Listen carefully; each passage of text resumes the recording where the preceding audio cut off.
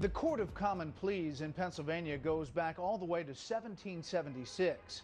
But you have to wonder if they've ever had a case more horrific than the capital murder trial of abortion doctor Kermit Gosnell.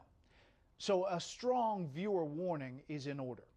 The story we're about to tell is grim. The Kermit Gosnell case is a landmark legal battle about race, class, and the reality of abortion in America. But the details are appalling. They're set out in this 281-page grand jury report that summed up its allegations against Gosnell on page 1, paragraph 1.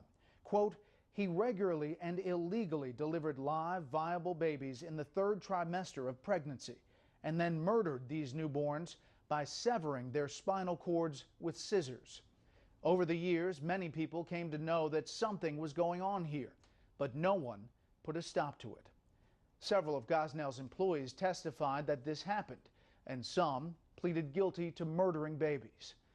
As I speak, a Philadelphia jury has not yet decided the fate of Kermit Gosnell, whose controversial career began a half-century ago at the dawn of the abortion rights movement.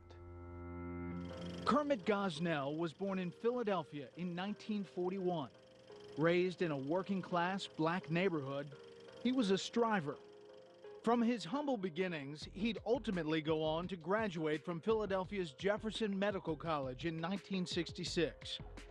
The 60s and early 70s were heady days for a generation pushing social and political change. And Kermit Gosnell, MD, fit right in, says author and Fox News executive editor Peter Boyer. He was the expression, the ultimate expression, you could argue, of the civil rights movement, but he was also on the edge of an almost radical vein of thought when it came to what he called women's health issues, which became a kind of euphemism for the abortion rights movement. May 1972. The Supreme Court had heard arguments in an historic abortion case, but it would be months before the actual Roe v. Wade decision. One pro-abortion women's health group dreamed up an outrageous piece of political theater ahead of the court's decision. They reached out to Kermit Gosnell, who had trained at a New York abortion clinic before returning to Philadelphia. He became consequently involved in this, one of the weirdest and darkest episodes in the abortion rights movement. An episode that would ultimately become the subject of a U.S. Senate hearing on human experimentation. The story begins in Chicago, where abortion was illegal. The women's group chartered a bus to drive 15 poor, pregnant women in their 2nd trimester to Philadelphia, where abortion law was ambiguous. There, the next day, Mother's Day, Kermit and another doctor performed free abortions on all of them, with TV cameras rolling. The television footage is lost. Only newspaper accounts survived. They report that Gosnell was using something called a supercoil. The supercoil was an experimental medical device meant to be inserted into the uterus of a woman who was pregnant, and gradually, as the supercoil heated up to body temperature, it would expand and start really lacerating, tearing, cutting, causing bleeding. Dr. Sidney Wolf, one of Ralph Nader's consumer watchdogs, was appalled by the stunt. They were never told that this is an experiment. They were never told some of the known dangers about it. Dr. Gosnell's license should have been yanked then. 9 of the 15 women suffered complications. 3 ended up in the hospital. The episode became known as the Mother's Day Massacre. When the Senate held its hearing a year later, Gosnell issued a defiant statement, casting himself as one doctor who actually did something for women's health, rather than just talk about it.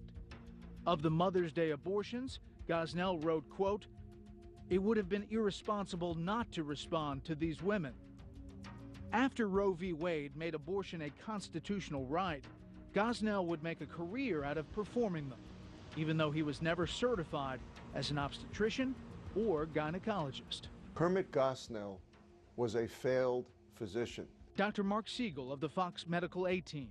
He didn't make it through a residency. You'd be scrambling. You'd be trying to get a career together. What do I do? What do I do? You find a role if it works for you, you keep doing it. It worked. Before the 70s were over, he'd opened the augustly named Women's Medical Society at 38th Street and Lancaster Avenue in West Philadelphia, complete with the silhouette of a couple swinging a child between them.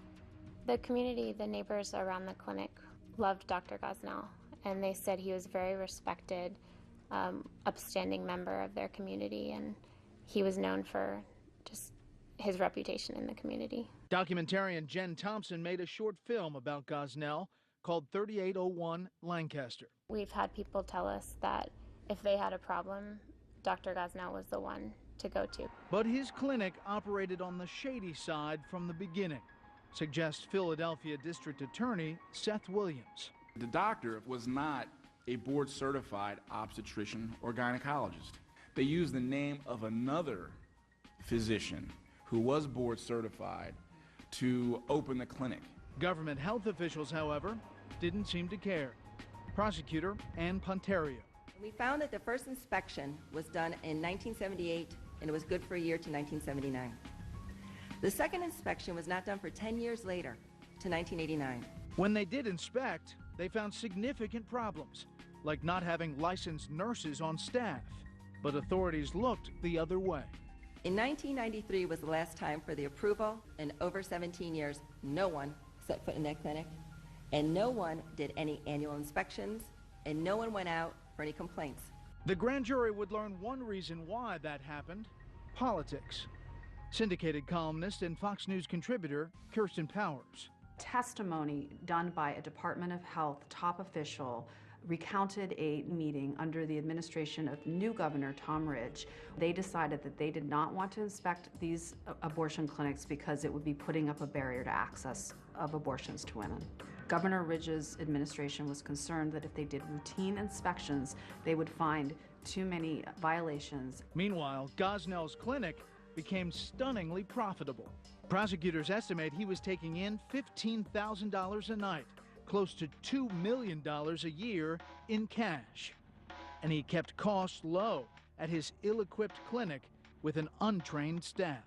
And he had them doing jobs that are for professionals. He had them doing ultrasounds. There was a 15-year-old who was hired to work at the clinic. Dr. Gosnell gave her a science textbook, which she read for 20 minutes, and she became an anesthesiologist. Another key employee went to a Caribbean medical school, but was never licensed to practice. There was a doctor who had gone to a school in Grenada, and after the clinic was closed, he became a telemarketer. Dr. Gosnell wasn't even there during the day. What he would do is he would have these untrained, unlicensed staff monitoring these women, and then he would come there at 8 o'clock, 9 o'clock, 10 o'clock at night, and he would have these abortions performed throughout the night till 3 o'clock in the morning. And that's just the beginning. According to prosecutors in their case against Gosnell, his Women's Medical Society was much worse than an incompetently run clinic.